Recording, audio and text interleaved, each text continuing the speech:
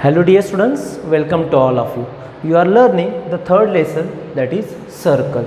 In a few video we have to started practice problem set 3. Okay, in previous video we have to completed up to question number 13.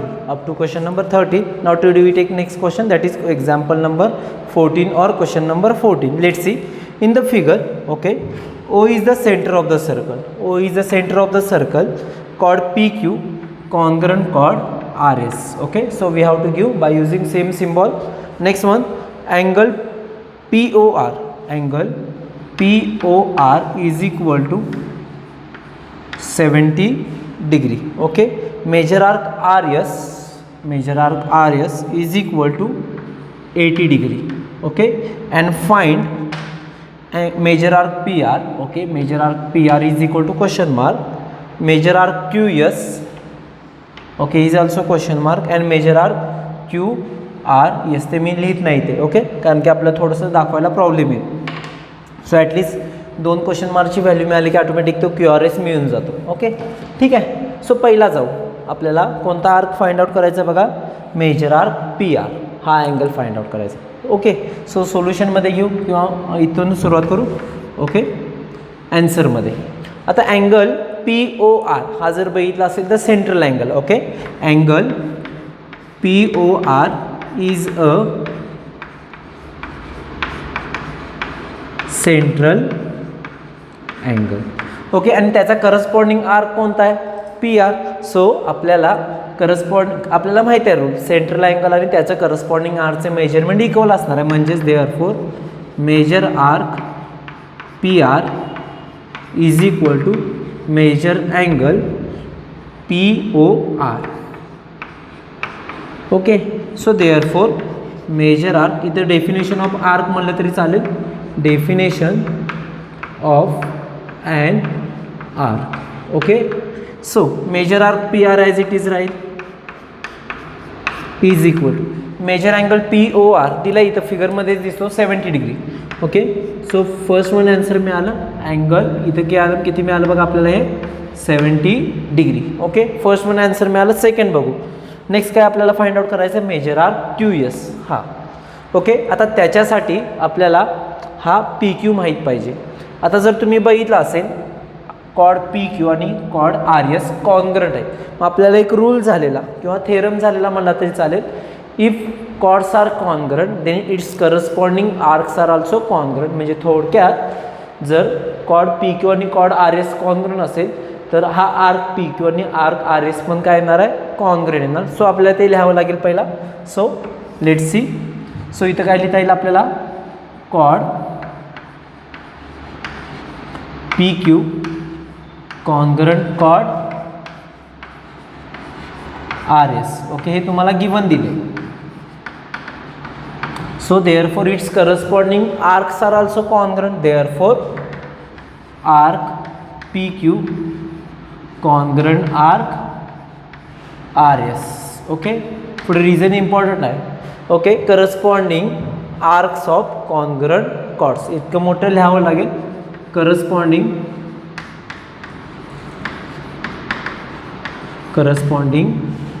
Arcs of congruent chords. Okay, म्हणजेच आता 2 arc congruent आहेत, and if arcs are congruent its measurements are also equal, therefore major arc PQ is equal to measure arc RS. Okay, पण measure arc RS तर दिले तुम्हाला 80 degree, म्हणजे major arc PQ पण तितकाच येणार. Therefore major arc PQ is equal to 80 degree. आता याच्या मागचं रिझन आहे, आपल्याला जर बघितलं असेल 1, 2 या 3 आरचं मेजरमेंट आपल्याकडे आहेत. या तिन्हीची ॲडिशन केली तर आपल्याला QS काढायला सोपा जातो. मग पहिला आपल्याला कोणता आर्क माहीत पाहिजे, QPS किंवा QRS म्हणला तरी चालेल. म्हणजेच काय होणार, इथं मेजर आर्क QRS काढायचं आहे आपल्याला, QSR काढायचं आहे का, QSR असं उलटा काढायचं. पहिला QRS काढावं लागेल, QRS इज इक्वल. आता QRS कोणत्या आर्कपासून बनला आहे, QRS म्हणजे हा पूर्ण आर्क, एकतर पी क्यू, ओके, म्हणजेच काय होणार measure arc P Q plus इकडं कोणता आहे बघा next P R, measure arc P R, okay, plus इकडे खाली काय येणार measure arc R S, measure arc R yes, okay, is equal to order is equal to आता सगळ्या व्हॅल्यू सबस्टिट्यूट करू. पी क्यूची व्हॅल्यू आपल्याकडे 80 प्लस पी आरची व्हॅल्यू काढली आपण 70 आणि आर एसची व्हॅल्यू 80, ओके, ॲडिशन केली तर किती होणार बघा 230 डिग्री. क्रॉस चेक करू आपण ॲडिशन, ओके 230 डिग्री. ओके, हा पूर्ण जर 230 असेल तर आपल्याला पूर्ण सर्कलमधून जर हा आर्क मायनस केला तर क्यू एस राहणार आहे. थोडक्यात हा measure arc Q S minor arc आहे आणि आपला हा कोणता आहे मेजर आर्क आहे. मग मेजर आर्क जर मायनर आर्कचं मेजरमेंट फाइंड आउट करायचं असेल तर 360 degree minus minor arc. So आपल्याला इथं काय करावं लागेल,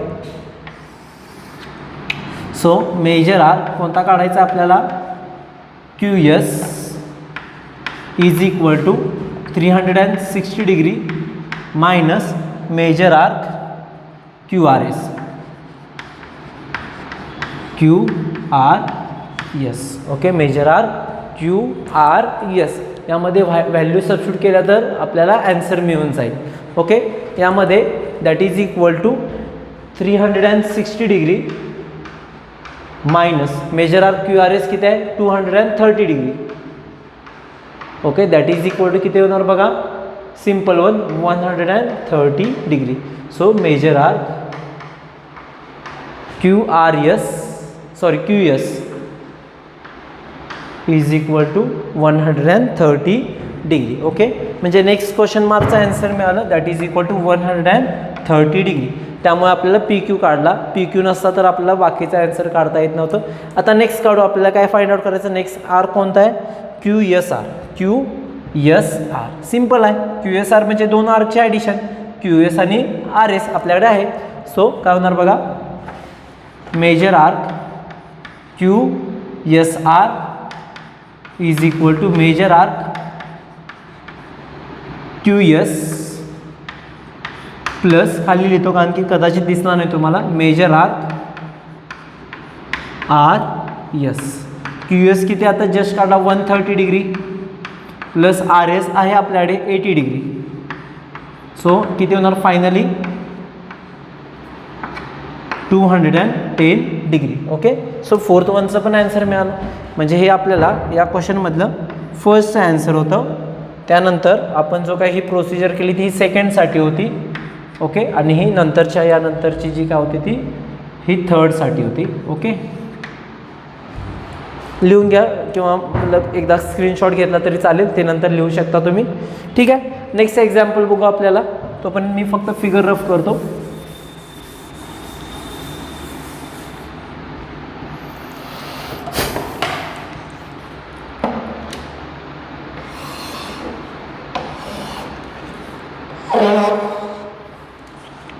Okay, there are two chords are there.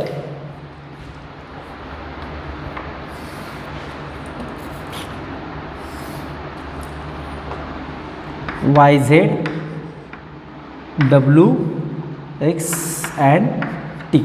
Okay, rough करतो आता.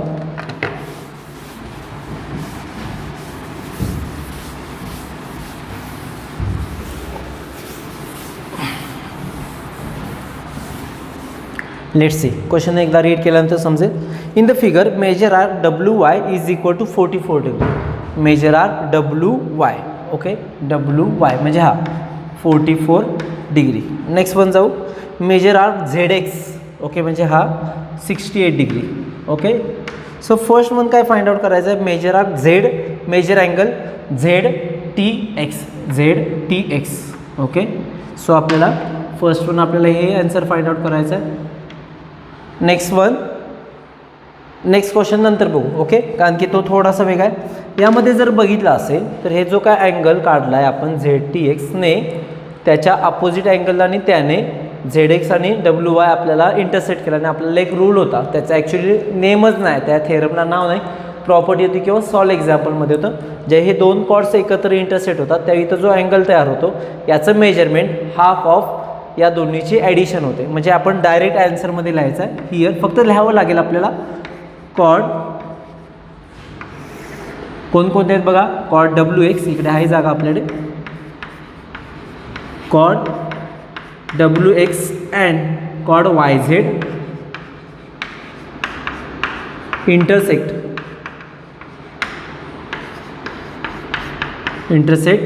at inside. ओके, इंटरनली ते इम्पॉर्टंट आहे कारण की एक्सटर्नलीसाठी एक वेगळा रूल आहे. Internally at point T. Okay, therefore काय होणार बघा, मेजर अँगल ZTX और angle ZTX is equal to half of या दोन्ही आर्कची addition, that is major arc कोणता ZX घेतलं आहे ना. ओके, ZX प्लस इथं कोणता येणार WY. So major arc WY. Okay, so value substitute करू. 1/2 इंटू ZX किती आहे 68 डिग्री प्लस 44 डिग्री. ओके, पुढचं कॅल्क्युलेशन काय मग होते, जास्त अवघड नाही. देअरफॉर कोणता अँगल आहे ZTX, angle ZTX is equal to okay 1/2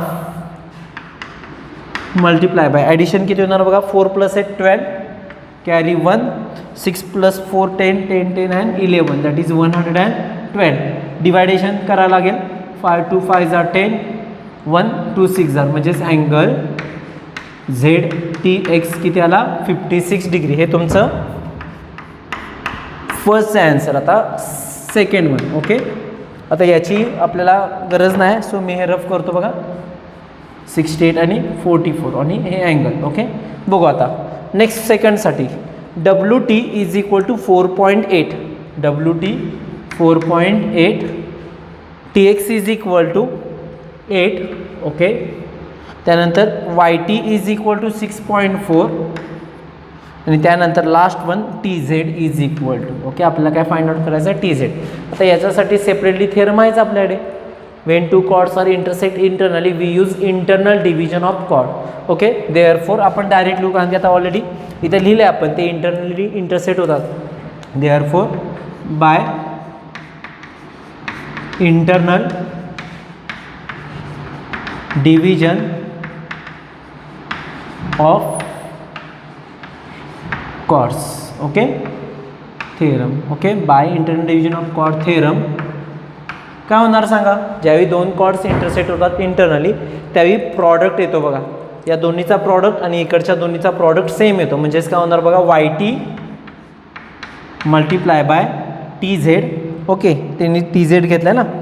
TZ is equal to काय होणार बघा, या दोन्हीचं multiplication that is WT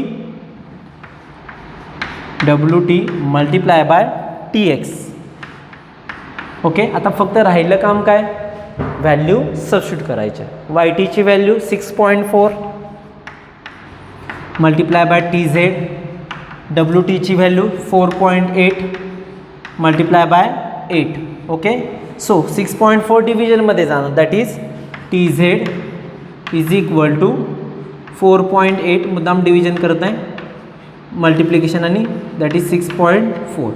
okay, आता हा पॉईंट आणि या पॉईंटला कॅन्सल होतो म्हणजेच काय होणार बघा that is equal to 48 multiply by 8 upon 64. म्हणजे इकडनं राईट साईडला एक प्लेस डिजिट आपण इकडं प्लेस केला, इकडून पण काय केला राईट साईडला प्लेस केला. आता सिम्पल डिव्हिजन होईल.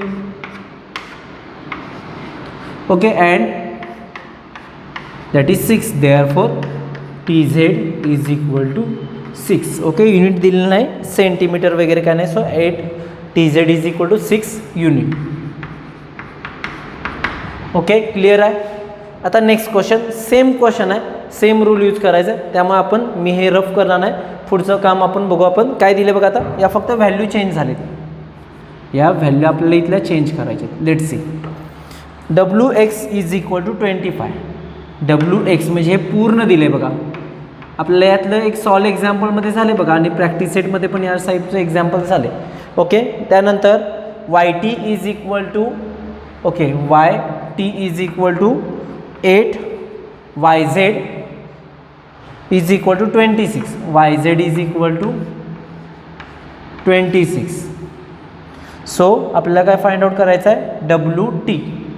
अजून एक दिले बघा, ओके, WT फाइंड आउट करायचं आहे. काय काढायचं आहे, WT. थोडंसं कन्फ्युजन होत असेल तर आता थोडंसं एक काम आपण सोपं करू.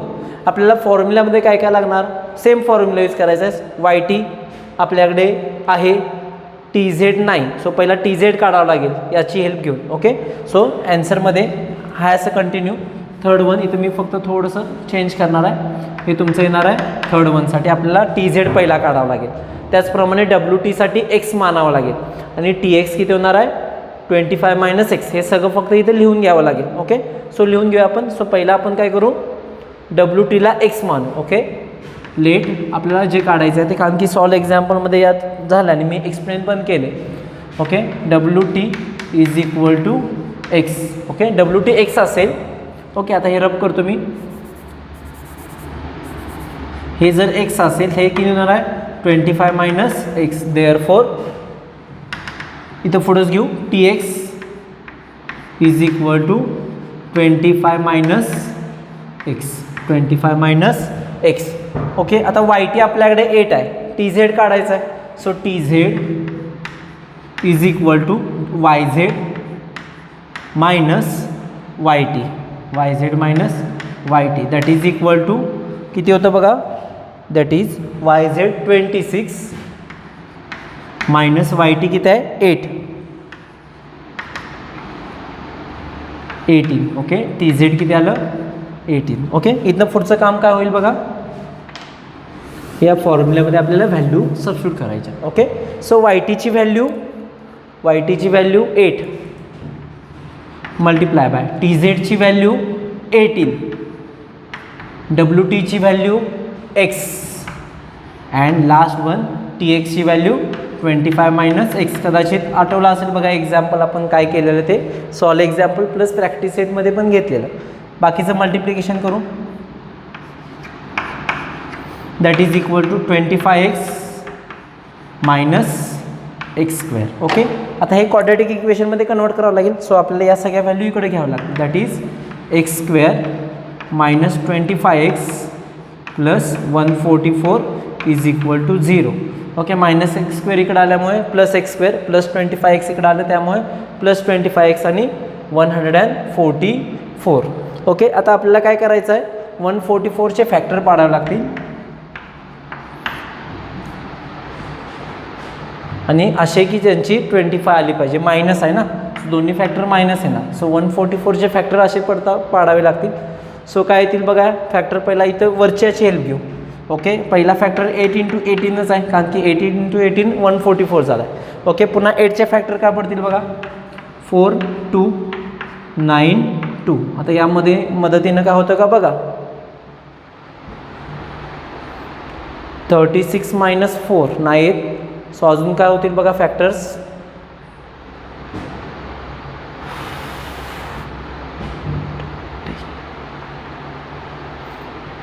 Okay, as it is on हे 8 ठेवू. ओके, 8 2 जार 16 आणि 9 जर केलं तर 16 + 9 25 येतं, त्यामुळे आपल्याला फॅक्टर मिळाले 16 × 9. देअरफॉर काय होईल बघा, x² minus 16x plus minus 9x. Okay, दोन्ही फॅक्टर कोणते आहेत, -16 आणि -9. Okay, plus 144 is equal to 0. Common काय येणार, x common, x common, x - 16 इयर -9 common, x - 16 is equal to 0. x - 16 आणि x - 9 is equal to 0. Okay, हे क्वाड्रॅटिक इक्वेशन आहे. नेक्स्ट स्टेप काय होतील बघा. ओके, इथेच घेतो. काय होणार, therefore x - 16 is equal to 0 और x - 9 is equal to 0. Therefore x is equal to 16 और x is equal to 9 plus 9 goes here, so becomes -9 plus 9. So x म्हणजेच काय, WT. Therefore WT is equal to 16 और WT is equal to 9. Okay, WT is equal to 9. बघा एकदा लक्ष नजर टाका त्याच्यावर.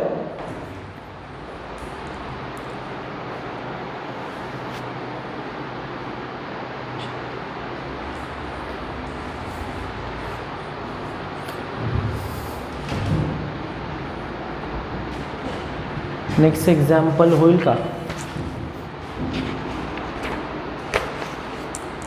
या पद्धतीनं जावं लागेल ते तुम्हाला.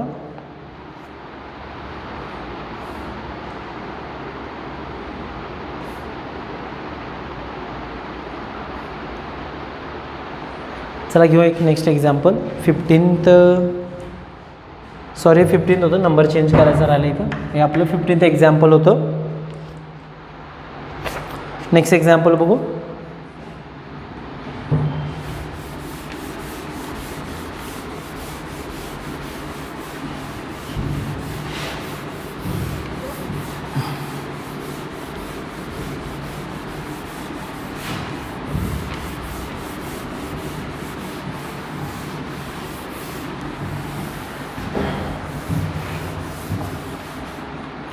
ओके, 16 एक्झाम्पलसाठी फिगर ड्रॉ करावं लागेल.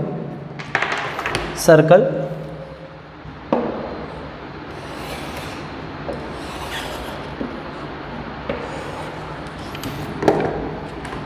there are two chords.